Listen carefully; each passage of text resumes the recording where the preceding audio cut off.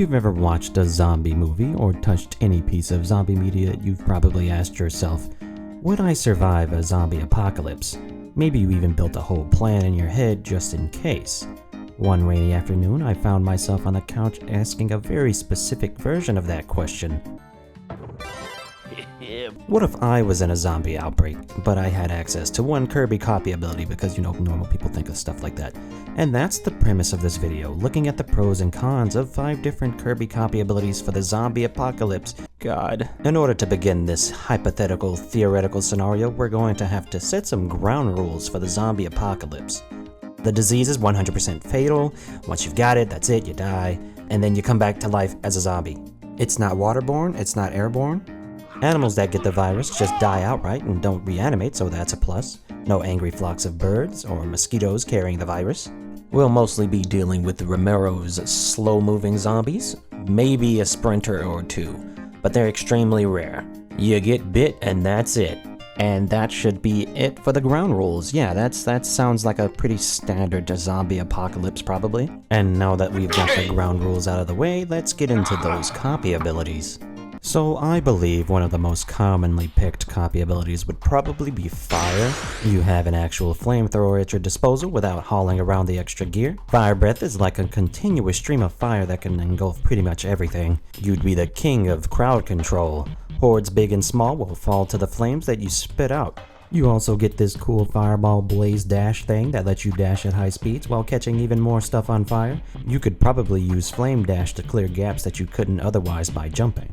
In the games, Kirby tears through enemies, so I think some fleshy undead bodies would be easy to plow through. Maybe wear some goggles or something like that though, so zombie blood doesn't get in your eyes.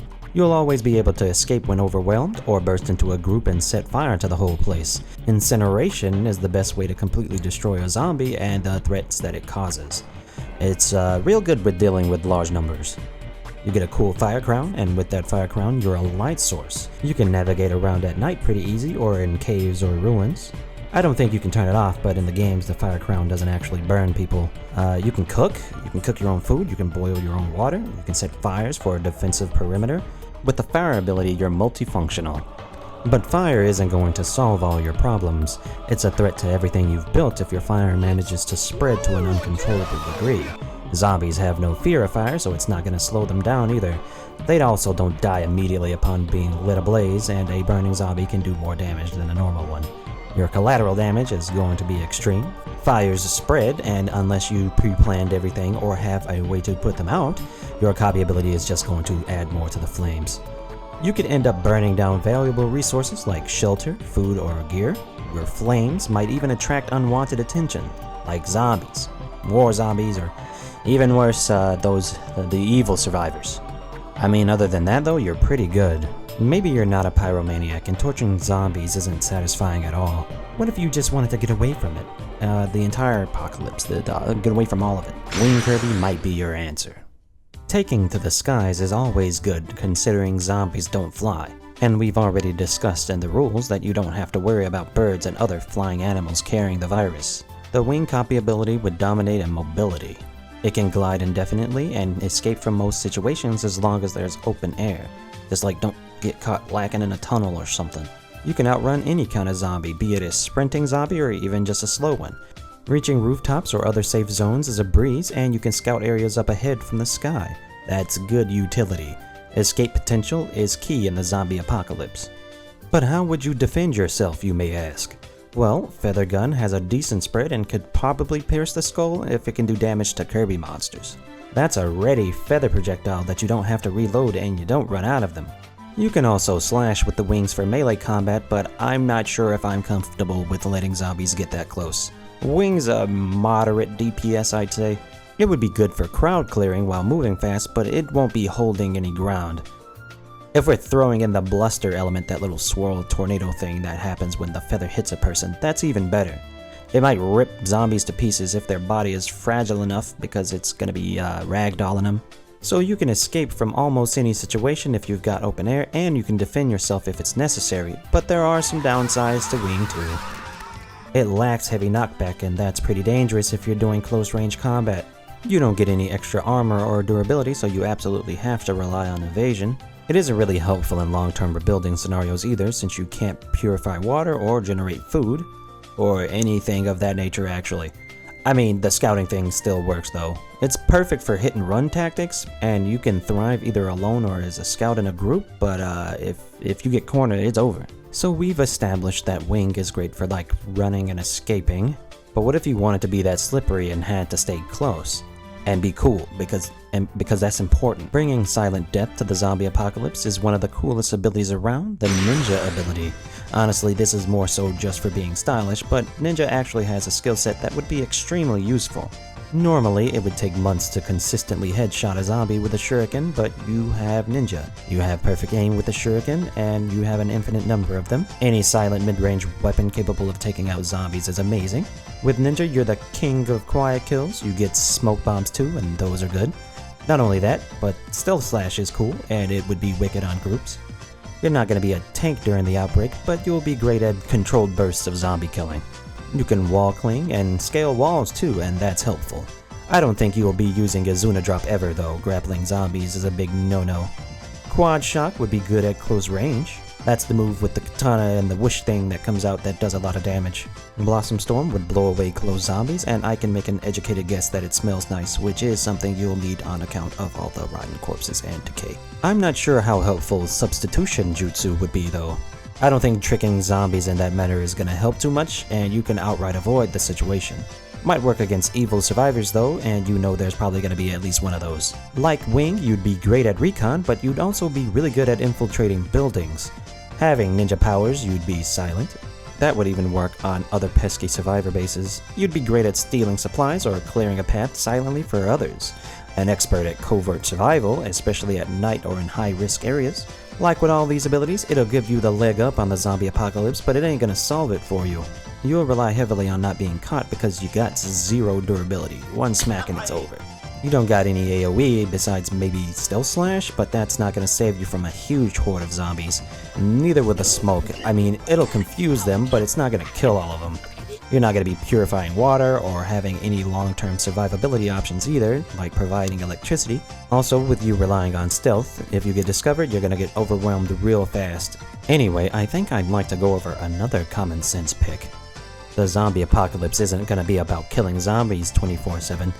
You're gonna want to survive and rebuild civilization and all that, right? That's where the water ability comes in. It's perfect for surviving because water is super important. You're not gonna be as lethal to zombies as, say, well, fire, but it's still gonna be good for crowd control. You're like the riot police of the apocalypse. Pushing away zombies and knocking them down will be what you're best at. And the best thing is, you can non-lethally suppress living people too. If you want to take it to the extreme, you could say things like, the pressurized water can be used as a blade to cut through zombies or whatever, but that's still not going to put you at fire tier levels of damage. Wave Surf is going to help you push back the most zombies, but you've got a wave attack also, and I'd surmise that that'll be great against smaller groups of zombies. Kinda like bowling. Fountain Hover might be useful to get above a group of zombies too. This ability isn't just about how many zombies you can blast down, it's water, which is the most important resource of the apocalypse. Clean water, and there's all kinds of things you can do when you have endless clean water at your disposal. You can clean off blood, infections, or toxins. The suppression of fires is always useful, because you know stuff is going to be on fire or blowing up somewhere. You could also use water to shape terrain or move debris out of the way. You're going to want to clean all the corpses off your lawn. There's a lot of long-term survivability with water that really doesn't apply to any of the other copy abilities I've talked about so far. So what if you're not the greatest at killing zombies or you can't fly? You're not going to be the one thirsty or dying of dehydration. You're the support class of the apocalypse. Just grab a gun or something and you'll be fine. So I was thinking about including Jet here, but then I decided why not do the entire suit? The Mecha ability is a pretty busted ability for an outbreak. Become fully decked out in robotic armor to fight the zombie hordes. Whatever nebulous metal the Mecha Suit is made out of, I'm also going to assume that it's resistant to zombie bites, considering how metal it is. You've got access to an entire arsenal of futuristic weapons to take out zombies with. You got laser shots that don't have any recoil. You can place electric mines to stun or kill zombies. On that point, you need a lot of electricity to actually kill a zombie, I think. Usually death by electrocution means when the heart flatlines, but zombies don't have a heartbeat, so I don't know exactly how useful it would be. but you would be able to stun groups with it since the muscles would lock up. And while they're stunned, why not mow them down with your high-powered beam cannons? Yeah, that's right, you get laser railguns. They'll punch through a zombie. And speaking of punching, your gloves can also serve as miniature flamethrowers. Blazing Palm can torch enemies, so if any of them get in grabbing range, you can just do that. You got Electric Fists to punch through enemies with too. But you won't need to let them even get that close on account of being able to fly. And while you're in the air, why not rain down doom with some mortars, huh? Because you've got those too. Combat-wise, you could practically do everything with the mecha ability. You won't be roaming as freely throughout the skies as Wing maybe, but verticality equals survivability during an outbreak. You've got more than enough mobility considering the kind of bruiser you're gonna be. You can clear debris, blast open doors, destroy barricades, and mortar from rooftops. While I was researching this, I was actually trying to find some downsides, and frankly, there's not many. I mean, there's a friendly fire risk if you use all this artillery around other humans. You're also going to be making a lot of noise, I think. If we're going hyper-realistic at our fantasy zombie scenario, you might require fuel, ammo, and maintenance, I guess. Thinking on that though, I'd like to bring up Wing again and say I'd have to apply that to the feathers because surely they would run out in a hyper-realistic zombie scenario as well. If not, you're a one-man army. If you want to go blowing up zombies, just use this. In conclusion, this was actually a fun little project to think up and do. I also wanted a productive reason to put all these Kirby mods on Left 4 Dead 2. If I had to choose one of the abilities I talked about today, I think I would pick Mecha probably, because I'd like to be safe and covered in armor.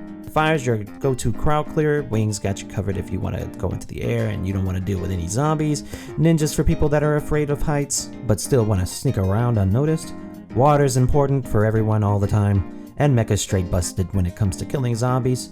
There's so many abilities, there's like other abilities too that I didn't even go over, like Bomb? You know what? Honorable mention to Bomb. I actually want to make another one of these with more copy abilities that I didn't cover in this one. Let me know in the comments which copy ability you would use in the zombie apocalypse. There's a lot of them to talk about. Alright, bye!